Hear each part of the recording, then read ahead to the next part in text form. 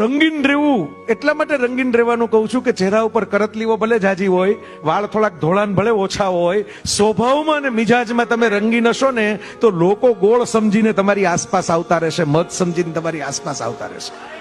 સરસ વાત, સરસ વાત. મધમાખીઓ તે જ રંગીન ફૂલો હોય ને એની ઉપરથી જ રસ ચૂસી લે. ફૂલોનો રંગ એને આકર્ષે.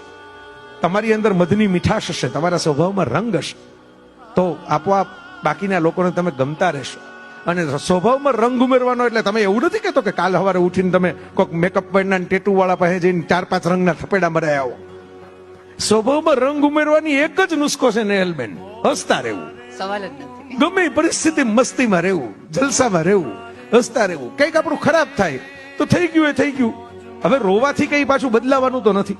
જગતમાં કોઈ વસ્તુ છે, એવો કોઈ વ્યક્તિ નથી, એવી કોઈ તાકાત નથી કે જે કાળનું ગિયર ફેરવી નાખે, તમને પાછું લઈ જાય.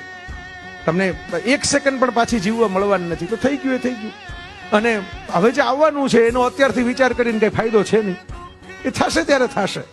આપણે તો આ મિનિટે જે જીવવાનું છે ને એમાં હસતા રહ્યો, એમાં મોજ કરતા રહ્યો, એમાં મસ્તી કરતા રહ્યો. આપણે તો કાઠિયાવાડમાં સરસ મજાનું ભજન છે, મારા ઓસમાણભાઈ ગાય છે બહુ સરસ રીતે, મોજમાં રહેવું, મોજમાં રહેવું, મોજમાં રહેવું રે, અલખધણીની ખોજમાંય રહેવું અને મોજમાંય રહેવું.